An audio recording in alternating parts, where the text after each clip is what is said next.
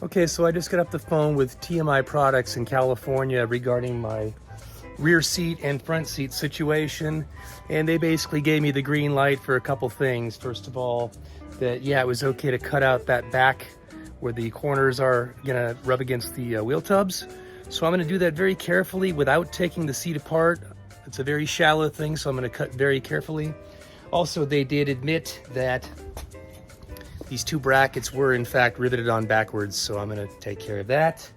And regarding the front seats, they're going to send me out the correct front seat brackets, so let's get to cutting. All right, well, here's our first corner trimmed out. And I guess it looks something like that. So, will this be enough? Let's find out. And here's the driver's side. Well, that wasn't quite enough. Down here at the bottom of the seat, this whole corner pretty much is impeding into the wheel tub, so I've got to trim some more out all the way down through the framework here. So I had to pull out the staples and peel back the upholstery, and let's just keep going.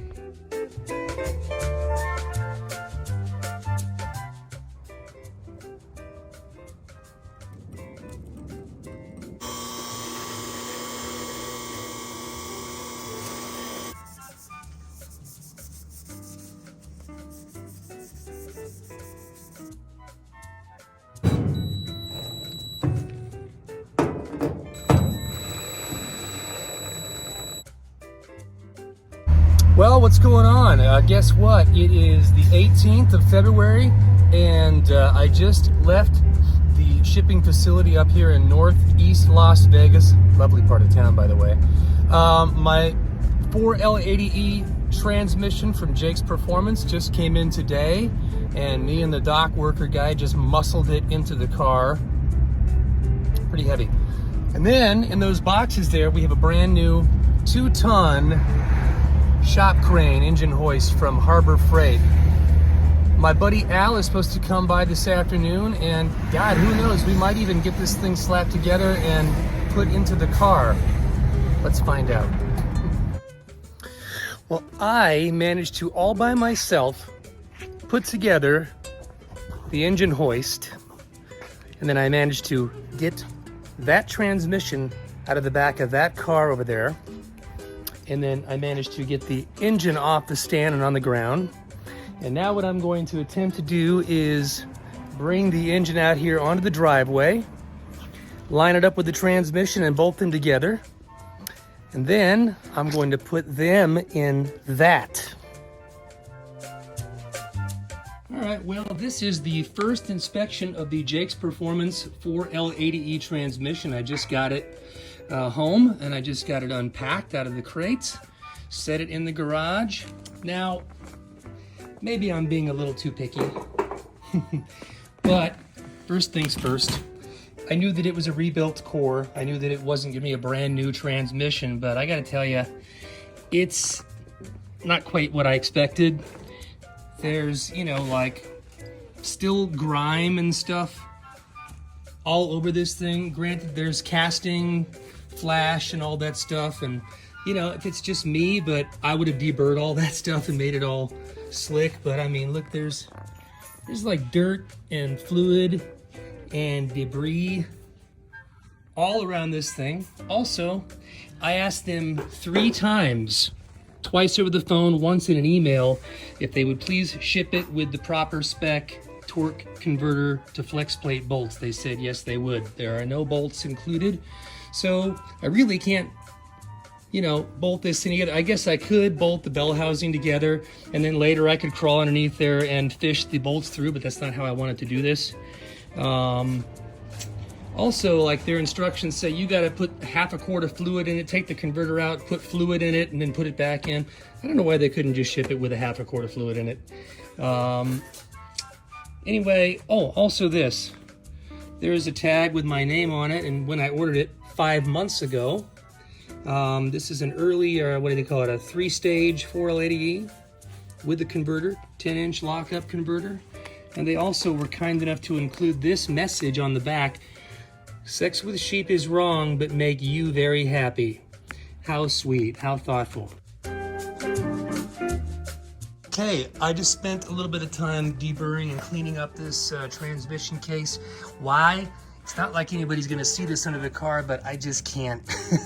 I can't let things go like that. So I had to clean it up and get some of the casting flash off. I'm going to prime and paint it satin black. I've got some VHT primer and paint, and only set me back about $600 for these 2 cans of paint. I'm also going to document that I am going to fill my brand new converter up with some ATF, some Dexron. About a half a quart is what the recommended amount is, and then I'm gonna lubricate the outer shaft here. What? Then I'm gonna slide it in. Oh, I'm gonna lubricate the shaft and slide it in there. Sorry. 1/2 quart. Ew.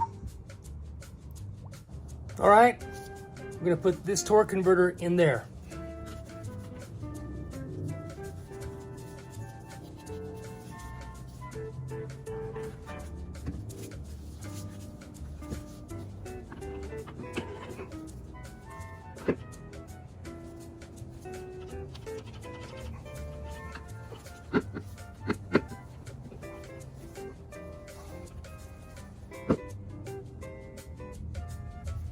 So must be it.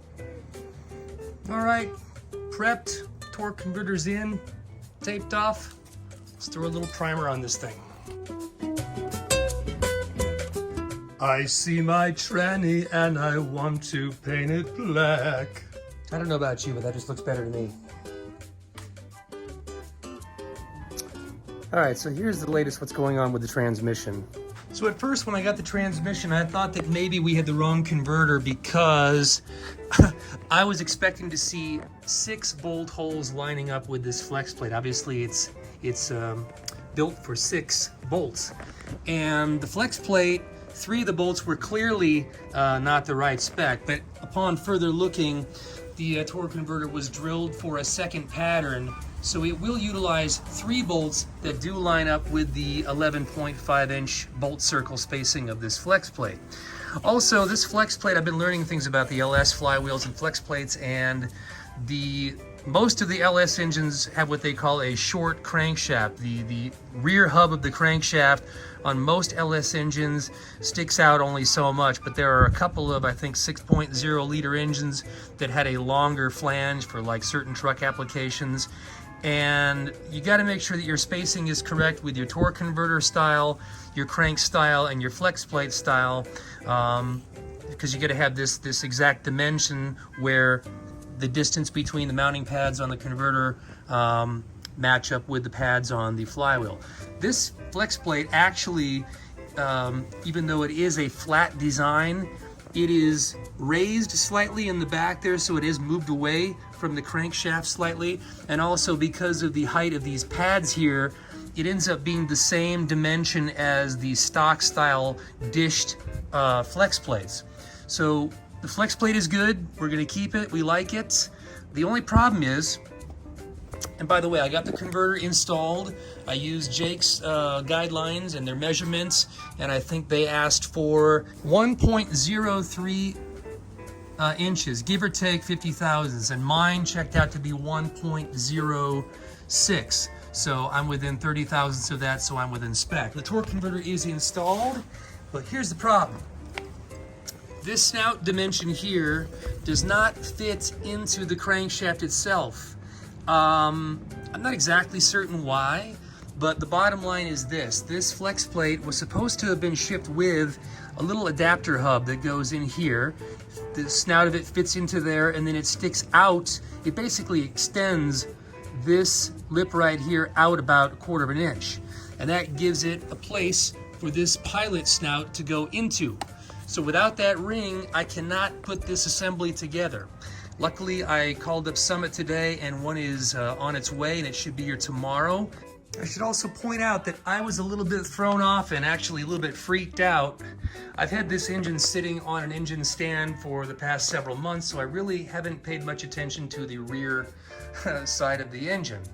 And I'm coming from the small block Chevy world, and this is my first LS engine. I had no idea that they do not utilize the 6th bell housing bolt.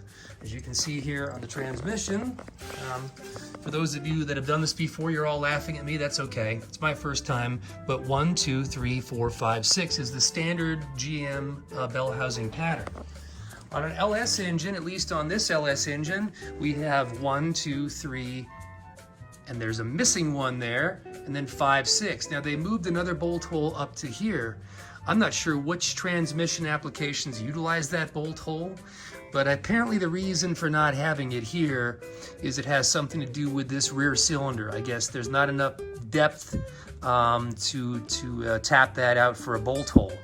So I'm not sure why this is part of the design when for the last 50, 60, well, 60 plus years, small block Chevys have had no problem with a much larger than a 4-inch bore engine having 6 bolt holes. So you tell me, I didn't design it, but anyway, I was a little blown away when I was literally about to bolt this thing up and I went, wait a minute, what the hell is going on here?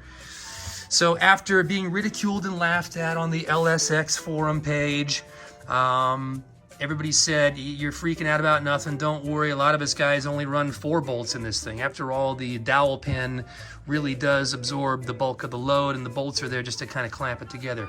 Even still, I find it bizarre that there's not a 6th symmetrical bolt there. Part of my OCD just doesn't like the fact that there's not a bolt hole directly across from that one.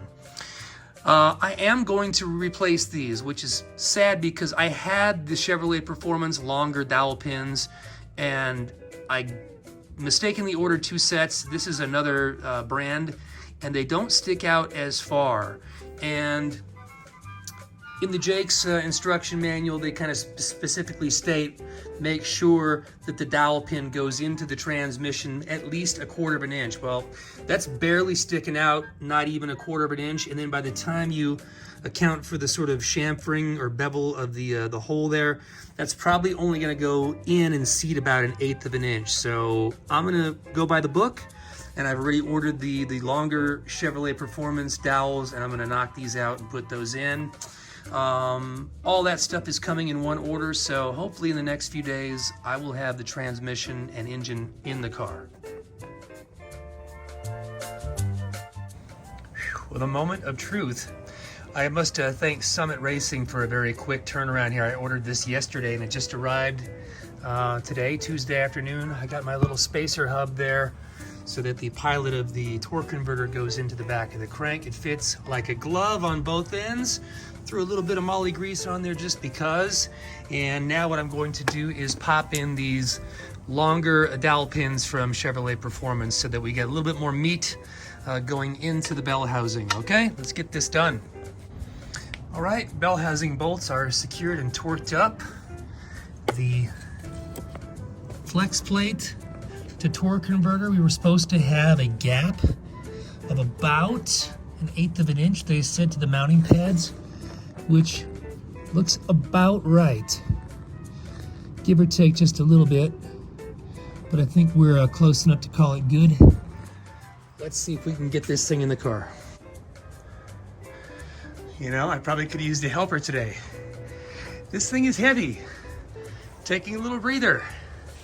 Let's continue.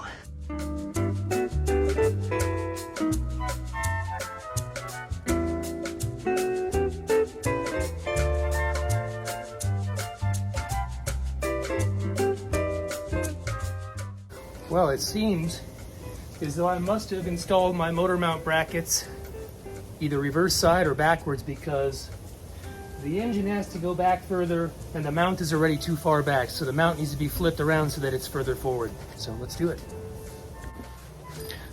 It does appear as though the brackets were indeed flipped, and so I've got them now reversed and bolted back on. Let's see if we can get this thing in there.